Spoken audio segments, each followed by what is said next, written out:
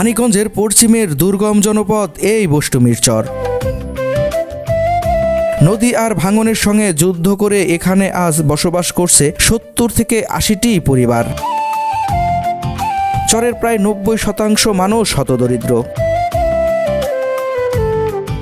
আশপাশের বিভিন্ন চর ভাঙনের শিকার হয়ে অনেক পরিবার শেষ আশ্রয় হিসাবে এসেছে, নতুন করে বসতি গড়েছে এই চরে। দুর্গম এই জনপদে রয়েছে ছোট একটি মসজিদ, যেখানে মানুষ শান্তির খোঁজে নামাজ আদায় করে থাকেন। কিন্তু কোমলমতি শিশুদের জন্য নেই কোনো স্কুল কিংবা প্রাথমিক চিকিৎসার সামান্য ব্যবস্থা। আমাদের টাকা পয়সার জন্য পড়াশোনা করতে পারিনি। ভাই বোন অনেকগুলো, আর বাবা এত টাকা দিতে পারে না। লেখাপড়া নাই, এই অনেক কষ্টে আছি আমরা, না খাই মরে যাই, তা ওটা কষ্ট না, কিন্তু পোলাপানের লেখাপড়া করার পারতেছি না, এটা হলো বড় কষ্ট। স্কুলের টেবিল আছে, স্কুল নাই, স্কুল ভেঙে গেছে নদীতে। এখন স্কুল আমরা কিভাবে করব? চাল খামখুটি এক জায়গা, আর এই বেরেন্সগুলা রোদ্রে থাকলে নষ্ট হয়ে যাবে, যার জন্য সবার বাড়িতে দুইটা একটা করে রাখা আছে। শিক্ষা আর চিকিৎসার অভাবে প্রতিনিয়তই অনিশ্চয়তার মধ্যে বেড়ে উঠেছে এখানকার শিশুরা। জীবনের কঠিন বাস্তবতার মাঝেও থেমে নেই বষ্টমী চরের মানুষের জীবন। প্রতিদিন সংগ্রাম করে স্বপ্ন বুকে নিয়ে বেঁচে থাকার লড়াই চালিয়ে যাচ্ছে তারা। আজকে আমি গহীন এই বষ্টমী চরের পাশাপাশি দেখাবো হতদরিদ্র একটি পরিবার।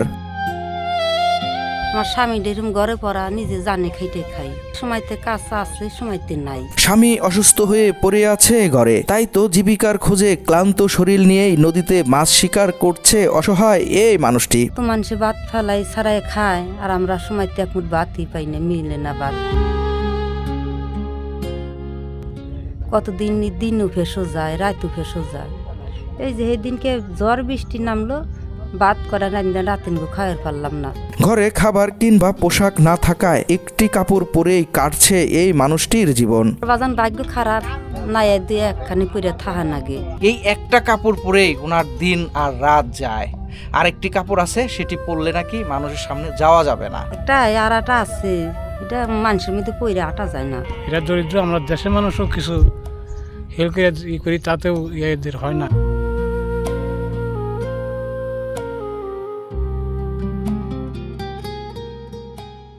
বন্ধুরা, আমি আবারও চলে এসেছি শিবালয় উপজেলার আরিচা খেয়াঘাটে। আর এই খেয়াঘাট থেকে কিন্তু আরেকটি দুর্গম চরে যাব। ওই যে সামনে চরগুলা দেখতে পাচ্ছি, ওই চরের ওই পাশে যে চরগুলা রয়েছে, সেই চরে আজকে যাব। আজকে সেই চরের মানুষের জীবনযাপন তুলে ধরবো, পাশাপাশি এই চরটি ঘুরে ঘুরে আপনাদেরকে দেখাবো।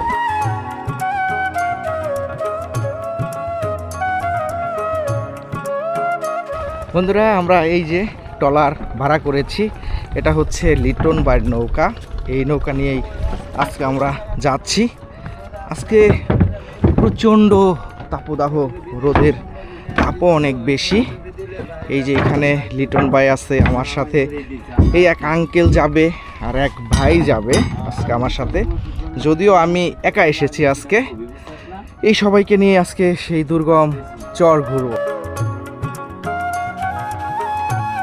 আরিচা খেয়াঘাট থেকে লিটন ভাইয়ের নৌকা নিয়ে রওনা হয়েছি বষ্টমী চরের অভিমুখে। যমুনার জোয়ারের ঘোলা জলের বুক চিরে ভেসে যাচ্ছে আমাদের নৌকা। নদীতে জোয়ারের পানি আসায় দূরত্ব বেড়ে গেছে, তাই তো লিটন ভাই আমাকে বারবার বলছিল যেতে কিছুটা সময় বেশি লাগবে। প্রচণ্ড রোদের তাপদাহ আর হিমেল বাতাসের মাঝ দিয়ে চলতে চলতে চোখে পড়ল গহীন বালুচরে চাচা বাতিজার মাছ ধরার দৃশ্য। বন্ধুরা, এই যে যেতে যেতে চোখে পড়ল কাকা এসেছে মাছ মারার জন্য। একেবারে নদীর মাঝখানে যে বালুচর জাগছে, সেই চরে কাকা এসেছে কাকার ভাতিজার সাথে মাছ মারার জন্য। কাকা কেমন আছেন? আলহামদুলিল্লাহ কাকা, ভালো, কিন্তু মাছ পাই নাই কাকা। নদীতে মাছের সংখ্যা খুব কম। বাবারে, আমাকে কষ্টের জীবন, রোদ্রের ভিতরেই আমাকে কাজ।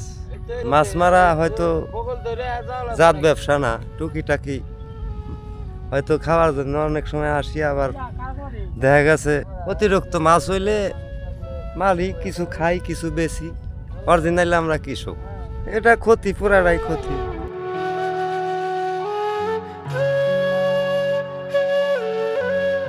বন্ধুরা এই যে দেখুন ছোট ছেলে অনেক কাকার সাথে মাছ ধরার জন্য আসছে, একেবারে নদীর মাঝখানে বালুচর জাগছে সেইখানে। আজকে কিন্তু ওরা মাছ পানায়, দেখুন জালটাও ছিঁড়ে গেছে, এটা কিন্তু ওদের জন্য অনেক ক্ষতি। আসলে নদীতে মাছও কম। এই ছেলেটাও আসছে চাচার সাথে মাছ ধরার জন্য। আজকে হয়তো বা খালি হাতেই কিন্তু বাড়িতে ফিরতে হবে। আর কাকার সাথে মাছ ধরার জন্য আসি। মাছ পাও নাই? না, জাল ছিঁড়েছে। তুমি এমনি মাছ ধরতে পারো? পারি। গুলশা, ট্যাংরা, কসল্লা বাইলে। তুমি পড়াশোনা করো না? না। অভাবী পরিবারে বেড়ে ওঠা অনেক। চোখে মুখে বিষাদের ছায়া নিয়ে স্বপ্ন দেখে বেঁচে থাকার। আসলে মূলত ওরা খুব অভাবী, ওরা ভাই বোন অনেকটি। বাবা ওই তো কৃষক, কামলা করে দেয়। আসলে স্কুলে পড়তে তো খরচ লাগে না, বাতি জোগাইতে পারে না, স্কুলের টাকা দেবো কিভাবে? পরিবারের অর্থের যোগান না থাকায় লেখাপড়া করতে পারে না এই ছেলেটি। আমাদের টাকা পয়সার জন্য পড়াশোনা করতে পারি না, পড়াশোনা করতে মন চায়। ভাই বোন অনেকগুলো, ওর বাবা এত টাকা দিতে পারে না। মাংস খাইছো কতদিন আগে? খাইছি মেলাদিন আগে। কনফার্ম। তুই কোনটা? ওই গ্রামে। বন্ধুরা আমার সাথে অনেককে দেখতে পাচ্ছেন, অনেকরা 3 ভাই বোন, ওরা দুর্গম চরে বসবাস করে। দেখুন এই ছেলেটার সাথে আমি কথা বলতেছি, কথা বলার আগে ও কান্না কইরা দিছে। ও স্কুলে যাইতে পারে না, ভাই বোন অনেক থাকার কারণে বাপের যে ইনকাম সেটাতে সংসারও চলে না। আসলে এই অভাবের জন্য দেখুন এই ছেলেটা কান্না কইরা দিছে। ওরা ঠিক মতো মাংস খাইতে পারে না, সেটাই আমাকে বলল যে না আমরা টাকা পাবো কোথায়। আসলে এরকম অসংখ্য মানুষ এরকম চরে বসবাস করে। ওর জন্য আমার খুব মায়া লাগলো যে এই বয়সেও স্কুলে যাবে, এই বয়সেও বাচ্চাদের সাথে খেলাধুলা করবে, সেটা না করে দেখুন তার কাকার সাথে এরকম দুর্গম একটা জায়গায় আসছে কিছু মাছ মারার জন্য। মাছ কিন্তু ওরা পায় নাই।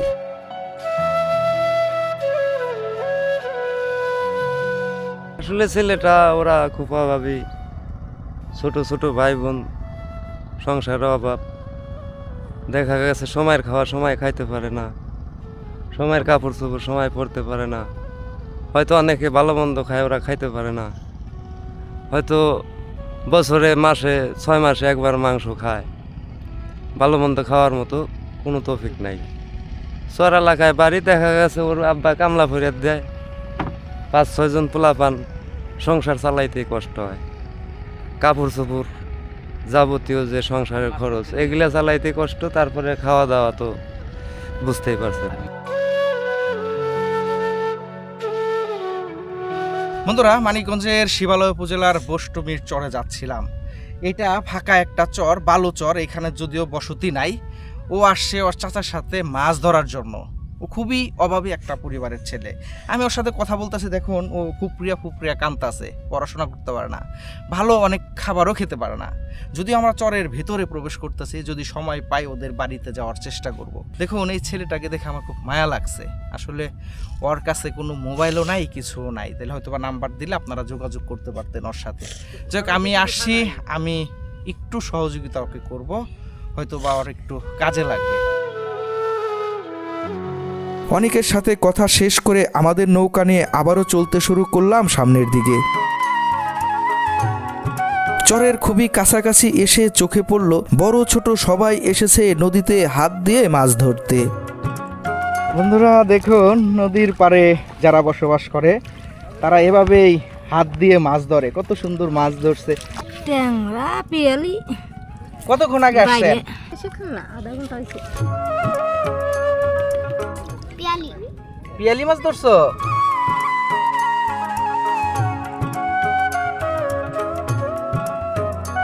দিন আসছিলাম তো খার চরে, এখন এই যে বষ্টমী চড়াইছি। খেত খোলা নাই, গাং নদীতে ভাঙে যেতেছে, এই জায়গা চলেছে। তাহা থাকলে তো কিনাই খেয়ে পারি। এই যে কাতি মাস থেকে ঘরে বর্ষা, ঘরে পড়া, নদীতে পরে না, দাঁড় আছে নদীতে হবলে আইসে, তারা ধরে ধরে নিতেছে।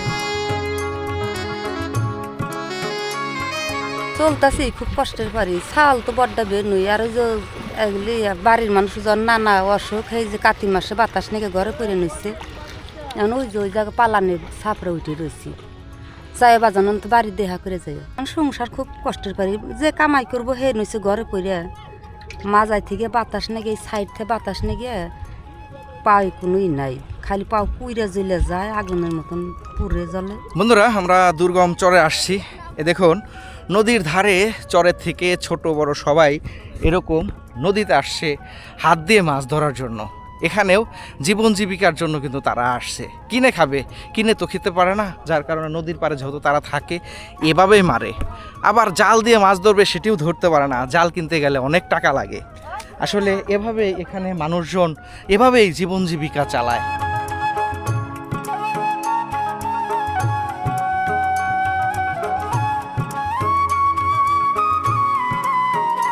বন্ধুরা আমরা প্রায় 2 ঘন্টা এই লিটন বাইয়ের ট্রলারে অবশেষে বষ্টমীর চরে পৌঁছে গেছি। এটা হচ্ছে বষ্টমীর নতুন চর, নতুন বাড়িঘর করছে।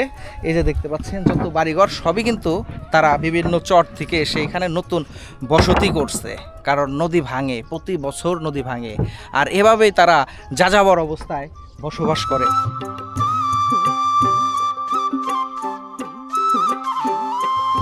বন্ধুরা আজকে প্রচণ্ড রোদ উঠছে, গরম কিন্তু অনেক বেশি। আজকে চরদা ঘোরা আমাদের অনেক কষ্ট হবে, তারপরেও যাচ্ছি সামনের দিকে। সেখানে একটি অসহায় পরিবার আছে, আমরা সেই বাড়িতে যাব। আজকে বালিটাও অনেক গরম, খালি পায়ে হাঁটতে হয়, মাঝে মধ্যে কাদা, যার কারণে জুতা আমরা রেখে এসেছি।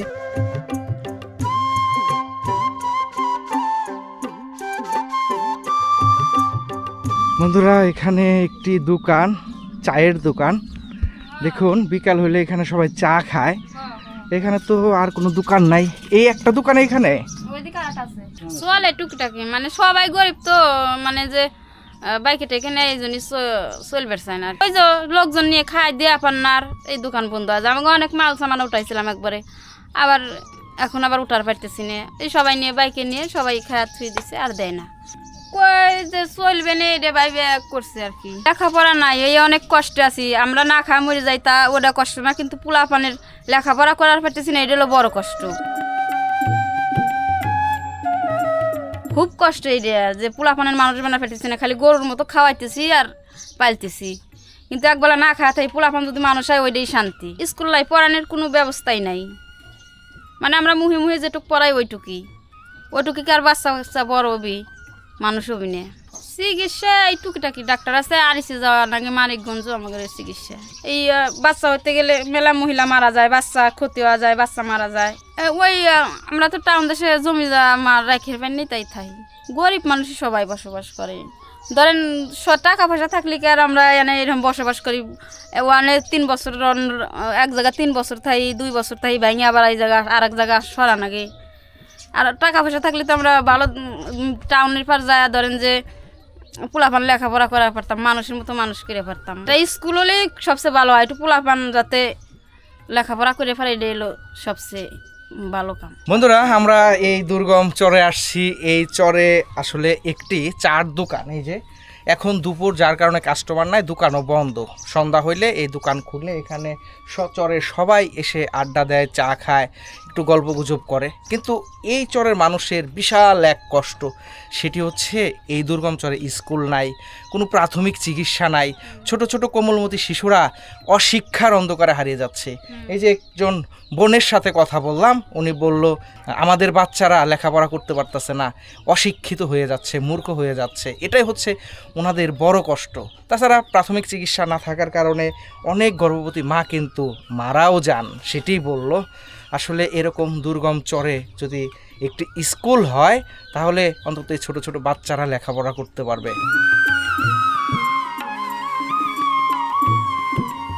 এই যে দেখুন ছোট দোকান, আসলে এই ছোট দোকানের মধ্যে ওনারা যতটুকু পারছে মালামাল তুলছে। আসলে কি করবে, চরে তো বেচা কিনা হয় না, আর যাও বেচা কিনা হয় বেশিরভাগ বাকি যায়, যার কারণে ঠিকমতো তারা এরকম বড় করে দোকান করতেও পারে না।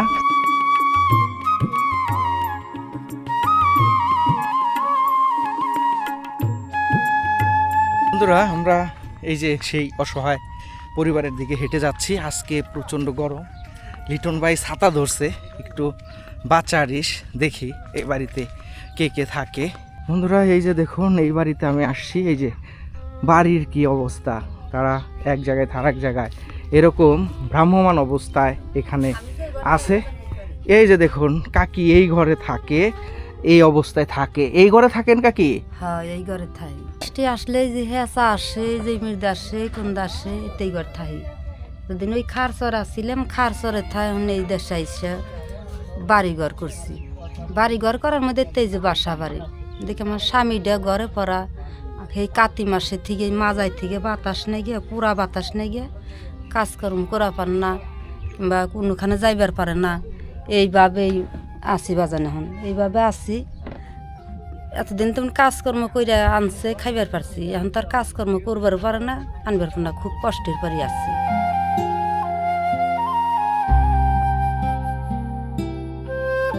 সিমকে সেই চিন্তা তো করি না। তারপরে মনে করেন এই যে আমার স্বামী আর গ্যাস নেয়, সব শ্বাসকষ্টের ব্যায়াম, তারপরে এই গ্যাসটা নেয়, আবার ফিরে মনে করেন এই বাতাস নাকি হয়েছে, শ্বাসকষ্টের ব্যায়াম। এখন কাজকর্মই করবার পার না, কাজকর্ম করা পার না। নিজে একজন অসুখ, 12 মাস ঔষধ লাগে, স্বামীটা আমার ওই ফিরলে। এখন খুবই কষ্টের পরে আসি বাজান, খুব কষ্টের পরে আসছি। এখন দিনকালই চলে না। যে ঈদের আগে একবার থেকে 1 বস্তা চাল দিছিল, সেই চাল না দিলে তো ঈদি খেবার পারি না।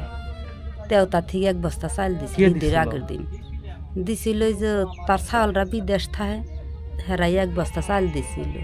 ওনার স্বাস্থ্য কাকা, তারা 1 বস্তা চাল দিছিল ঈদের আগের দিন।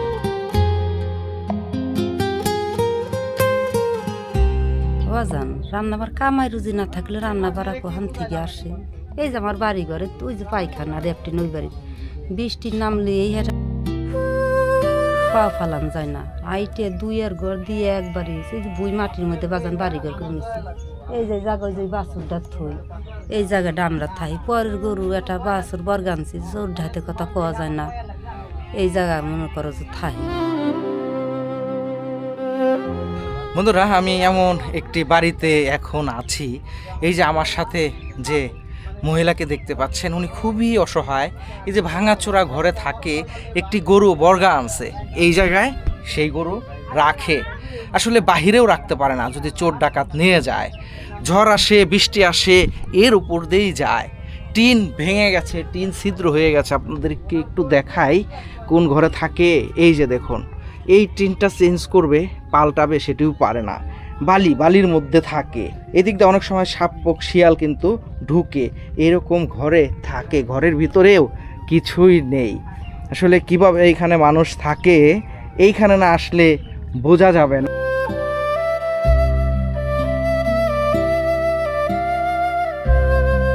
টাকা পয়সা নাই, ঘর হারবো কি দিয়ে? টাকা পয়সার জন্য, অভাবের জন্য ঘর হারবে পারতেছি না। নিজে একজন আমার স্বামী এরকম ঘরে পড়া, নিজে জানে খাইতে খাই, জানে খাইতে খাই। সময়তে কাঁচা আছে, সময়তে নাই। এইভাবেই এই যে কতজন কত ভালো মন্দ খায়, খাইবার পারি না টাকার অভাবে।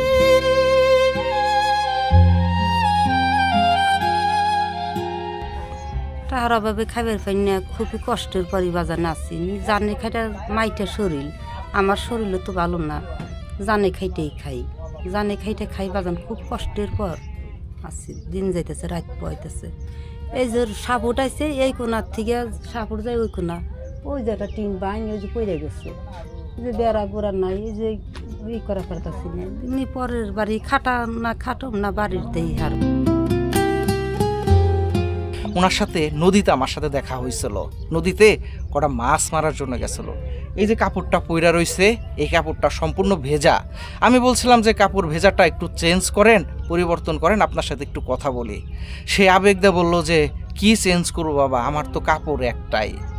এই একটা কাপড় পরেই ওনার দিন আর রাত যায়। আরেকটি কাপড় আছে, সেটি পরলে নাকি মানুষের সামনে যাওয়া যাবে না। তাহলে বুঝতেই পারছেন যে ওই কাপড়ের কি অবস্থা। এইটাও যে ভালো তা কিন্তু না, এই যে ছিঁড়া গেছে। একটা কাপড় পরবে, একটা কাপড় কিনবে, সেটিও কিনতে পারে না এই পরিবার।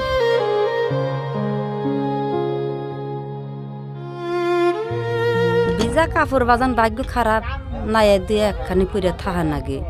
কেন? স্বামী ঘরে পড়া আমার কি আইনে দিব কি করব? তার মানে আপনার জামাই একটাই?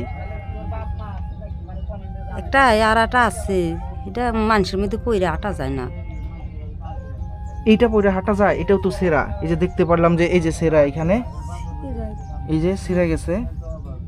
ছিঁড়ে গেল কি করবো জানো? এইটাই কি আপনার কাছে ভালো? এটাই ভালো, এখন কি করা যাইব? না মানুষের পরের গাল দুধ ভাত দেখলে তার আমার গাল চড়াই লেব না। না আমার যা আছে এই আমার ভালো। আল্লাহ তালা হে যদি আমার এইভাবে রাইয়া খুশি, তাহলে আমিও খুশি।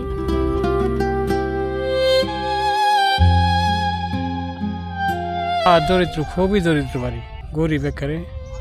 খাবার দাবার, কাপড় চোপড়, ঘর বাড়িতে খুবই কঠিন অবস্থা।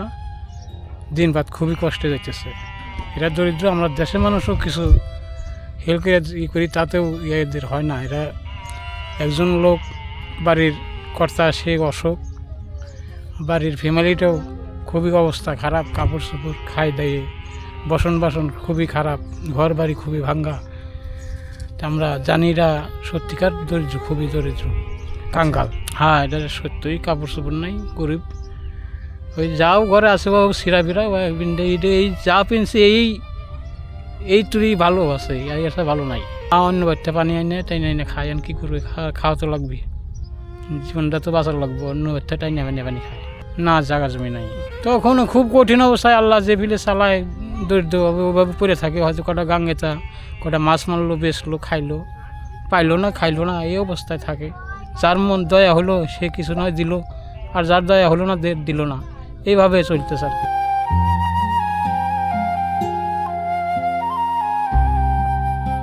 এতে বাগান রে, এক নদী বাংলার এক পরে যায়, আর এক পার বাংলার এক পরে যায়। এই দেশ থেকে ওই যে ওই জায়গা ছিল গাঙ্গে নদীতে চলে গেছে, ওই গেছিলাম খারসর।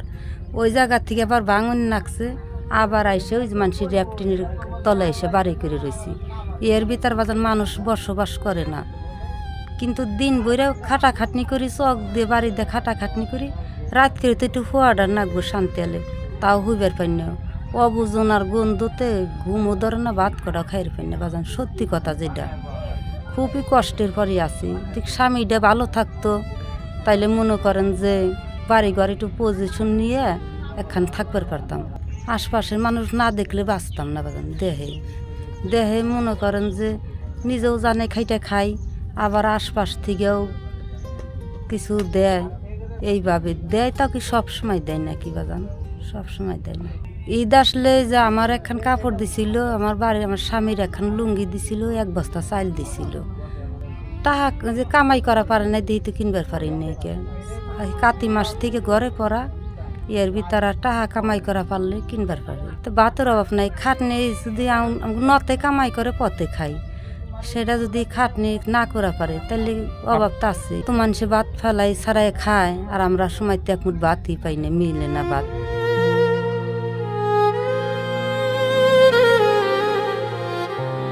কতদিন দিনও ফেসো যায়, রাতও ফেসো যায়। এই যে এই দিনকে ঝড় বৃষ্টি নামলো, ভাত করা রাতেন গো খাওয়াইবার পারলাম না।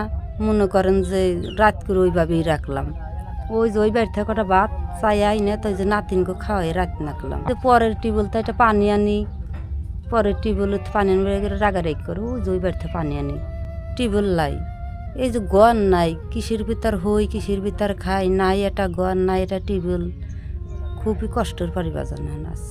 ঘুম ধরে না, খিদা ফেরে থাকলে কি আর ঘুম ধরে বাজান? হিসেবে আরো নানান চিন্তা জড়াই ধরে, ঘুম ধরে না।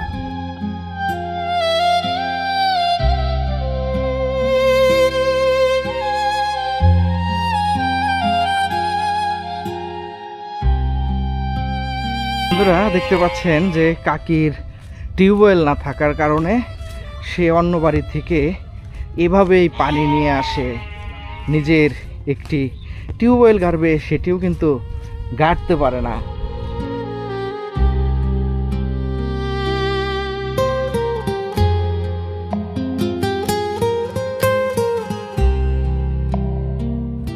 বন্ধুরা, আমি মানিকগঞ্জের শিবালয় উপজেলার বষ্টুমির চরে আসছি।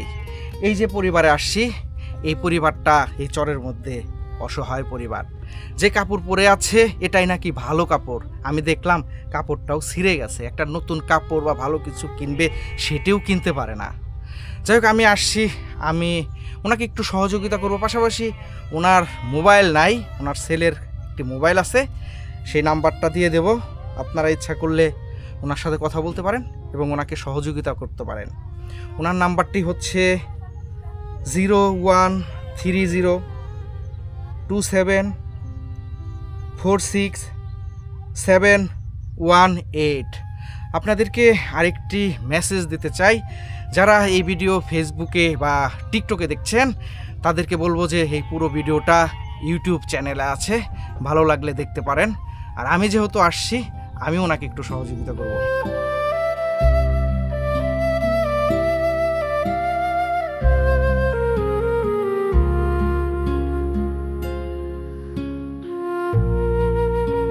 হ্যাঁ, এই চরে এই যে ও মেরেছে নদী ভাঙ্গে এই জায়গায় সে নতুন বাড়িঘর করছে। এখানে প্রায় অসহায় বাড়িঘর ভাঙ্গা মানুষ। হয় ওই সামনে একটা অসহায় বাড়ি আছে, ওখানে বলে চলতে পারে না, একবেলা খায় দুবেলা না খাইতে ওই বাড়িতে যাই তাইলে।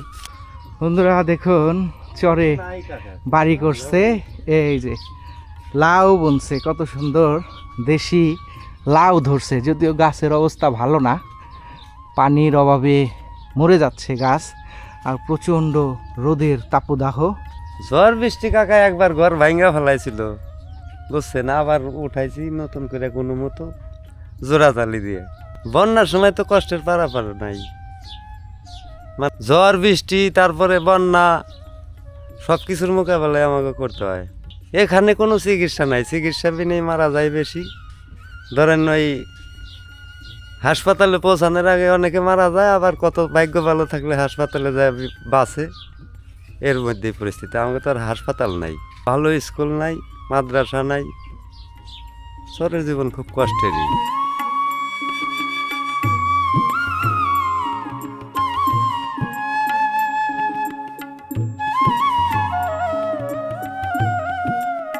বন্ধুরা এই যে দেখুন, স্কুলের টেবিল, এখানে স্কুলের টেবিল আছে, স্কুল নাই।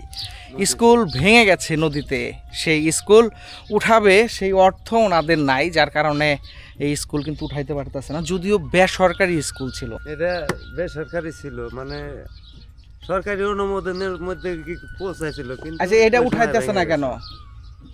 এটা উঠাইবে কে? উঠানোর লোক নাই, সরকারি তো অনুদান নাই। আসলে এই কাকা যেটা বলল যে এটা বেসরকারি স্কুল যখন ছিল তখন সবাই মিলে সেই স্কুল চালাইতো। এখন অভিভাবকের অভাবে স্কুলের এরকম ব্রেঞ্চের নিথর দেহ এরকম জায়গায় পড়ে আছে, কেউ যে উঠাবে সেই লোকও কিন্তু নাই, যার কারণে এখানকার বাচ্চারা অশিক্ষার অন্ধকারে হারিয়ে যাচ্ছে। আসলে মূলত কাকা স্কুলটা আমরা বেসরকারিভাবে উঠাইছিলাম, উঠানোর পরে এটা 3-4 বছর চলাকালীন অবস্থায় তখন এই যে যারা শিক্ষক ছিল তারা এটারে সরকারি করার জন্য হয়তো উপজেলা ঘুরছে, শিক্ষা প্রতিষ্ঠানে ঘুরে ঘুরে এটা সরকারি মধ্যে আনার চেষ্টা করছে, কিন্তু চেষ্টা করতে করতে এটা সফল হওয়ার আগেই মসজিদটা স্কুলটা নদীতে ভাঙা যায়। এখন উঠাইতে পারতেছে না। এটা ধরেন সরকারি যদি হইতো, সরকারের কাছে আমরা আবেদন করতে পারতাম যে আমাদের স্কুল ভাঙা গেছে, পুনরায় আমাকে স্কুল করে দেন, কিন্তু এটা তো সরকারে আমরা করতে পারি না ওই সময়, যার কারণেই আমরা বাড়িঘর ভাঙে এমনি মনে করেন যে ঠেকা। অর্থের অবস্থা খুবই খারাপ। যেমন একটু আগে বললাম যে মসজিদের বেতনটা আমরা ঠিক মতো দিতে পারি না, খাওয়া দাওয়াও আবাদি জমি নাই, বাড়িঘর করে ভরে ভরাইছে। এখন স্কুল আমরা কিভাবে করব এখানে? এই জন্যে স্কুল চাল খামখুটি এক জায়গা, আর এই বেরেন্সগুলা রোদ্রে থাকলে নষ্ট হয়ে যাবে, যার জন্য সবার বাড়িতে দুইটা একটা করে রাখা আছে। বন্ধুরা প্রচণ্ড রোদের মধ্যে আজকে আমরা বের হইছি। আজকে মনে হচ্ছে যে আমাদের কপালটা একটু খারাপ, কারণ কিছুদিন আগে 3-4 দিন একটু গরম কম ছিল, বৃষ্টি ভাব ছিল। আর আজকে যে গরম পড়ছে একেবারে শরীর পুড়ে যাচ্ছে। আর চরে তো গাছপালা নাই আপনারা জানেন, যার কারণে একটু ছায়াও পাচ্ছি না, আর আজকে বাতাস নাই, অনেক কষ্ট হচ্ছে আমাদের। বন্ধুরা আমরা চর দিয়ে হাঁটতেছি, এই যে দেখুন নতুন বসত বাড়ি করছে এইগুলা, আর ডাইন পাশে ইরি ধান রোপণ করছে। ইরি ধান কিছুদিনের মধ্যে পেকে যাবে, তখন তারা এই ধান ঘরে নেবে। আমরা এভাবে হাঁটতেছি, হাঁটতে হাঁটতে আমাদের আরও অনেক দূর হাঁটতে হবে, কারণ যে বাড়িতে যাচ্ছি সেই বাড়ি অনেক দূরে। আর এই চরে দেখুন চর ভাঙে, যার কারণে এখানে কোনো গাছপালায় তারা রোপণ করতে পারে না, কারণ এক জায়গা থেকে আর এক জায়গায় যেতে হয়, যার কারণে গরম কিন্তু প্রচণ্ড লাগছে। কি মাছ পাইছেন ভাই? মাশাআল্লাহ, এগুলো নদীর? আজ কি বিক্রি করার জন্য কিনছেন না খাওয়ার জন্য? খাওয়ার জন্য। আপনারা বিক্রি করেন না? না, না, এটা কি জালের মাছ? মই জাল।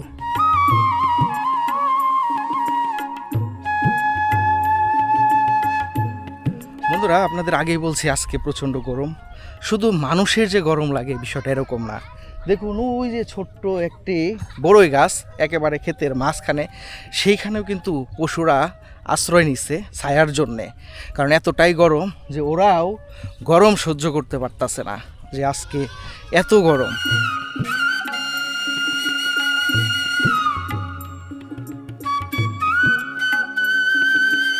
বন্ধুরা দেখুন চরে কোনো যানবাহন নাই, ঘোড়ার গাড়ি হচ্ছে প্রধান যানবাহন। এই যে ঘোড়ার গাড়িতে করে তারা ঘাস নিয়ে যাচ্ছে। কয়েকটা ঘোড়ার গাড়ি দেখতে পাচ্ছি, এই যে একটা, ওই যে একটা, এই ঘাস কেটে বাড়ি নিয়ে যাবে, যার কারণে ঘাস কাটছে।